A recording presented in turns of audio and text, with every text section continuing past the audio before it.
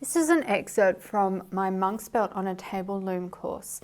As a YouTube subscriber, as a thanks to you, I have a special discount code down below that you can click on and use to purchase this class at an exclusive price.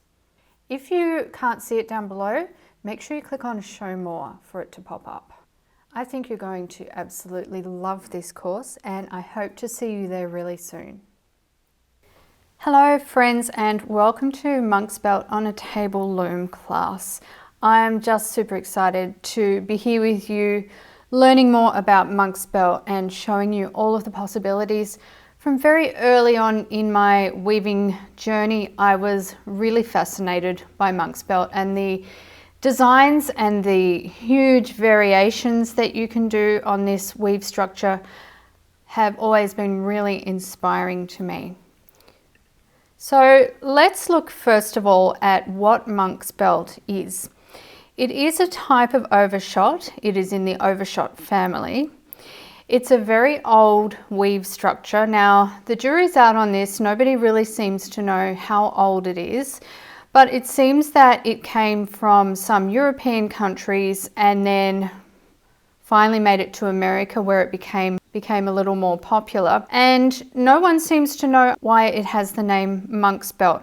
I really haven't been able to find any information on that, other than everyone's shaking their heads and saying, no, I'm not sure why.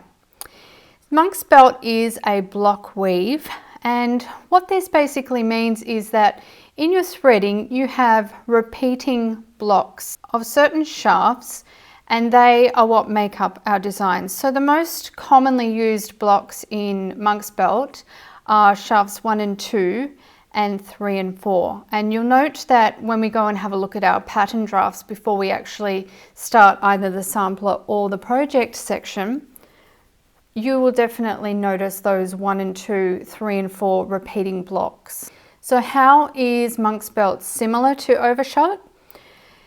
Tabby is used throughout, so after every single pattern pick we use a tabby, either a 1 and 3 or a 2 and 4, and we alternate between those two tabbies, and it's the tabby or the plain weave that makes the structure of the cloth.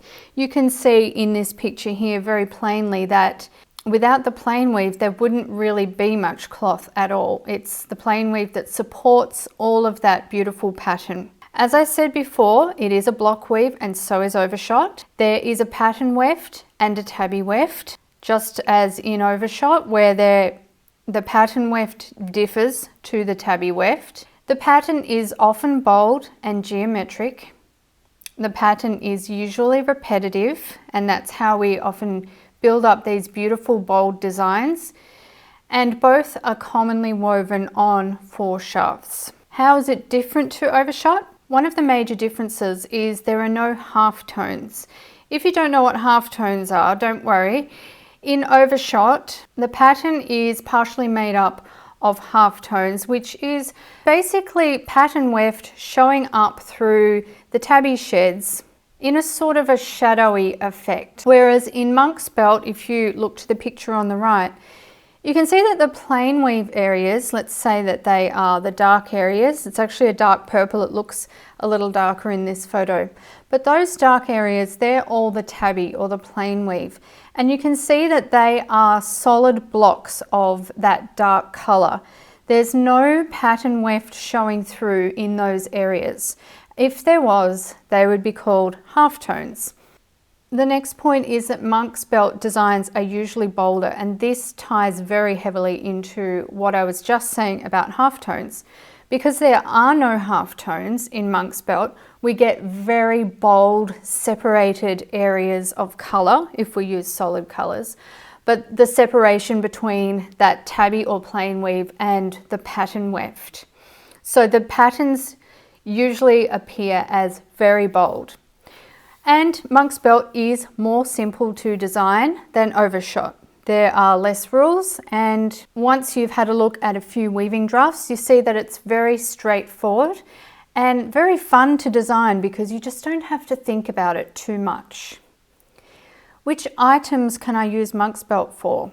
Well, it's most commonly used for home and table linens. You can also use it for pillows, runners, kitchen towels, placemats, things like that. But also I think monk's belt makes beautiful scarves. Now, I will give this example on the right. It's not actually a scarf, but I've just styled it to look like one.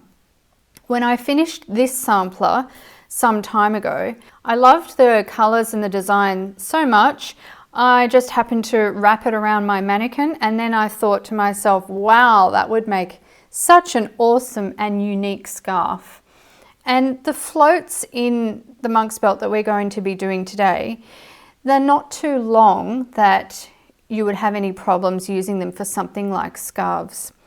Now, I have heard about people talking about using monk's belt for clothing.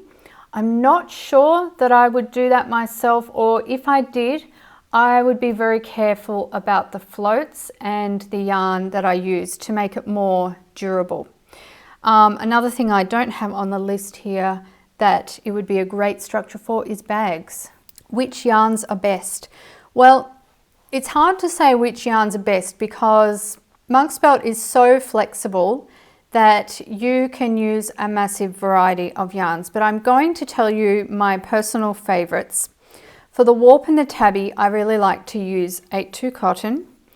And for the pattern weft, I love to use bamboo. Now, I've used bamboo in the example to the right here. And the reason that I love bamboo is once you have it off the loom, it kind of sits a little, just slightly, ever so slightly plump on that background tabby, but it also has this wonderful sheen and softness to it. It looks a little bit magical to me. In this example to the right, I've used bamboo 7, and I'm mentioning that in the sampler section too if you're interested in that yarn. But this is the kind of yarn that I would be wanting to use if I was going to use this weave structure for something like a scarf, because it's just really special and I think it just lends itself beautifully to monk's belt. So as I said, a huge variety of yarns can be used, and part of the fun of weaving monk's belt is just experimenting, and I think that's what made me fall in love with the structure in the first place early on in my weaving journey, when I was trying new things and figuring out weaving drafts and figuring out my multi-shaft looms and that sort of thing. When I struck on monk's belt and I wove my first sampler, I just realized how much variety is possible in the design, in the yarns and the colors, and there's just so much. And I just had so much fun with my first sampler that I've loved it ever since. One rule on your yarn is that the pattern weft should be thicker than the warp and the tabby threads.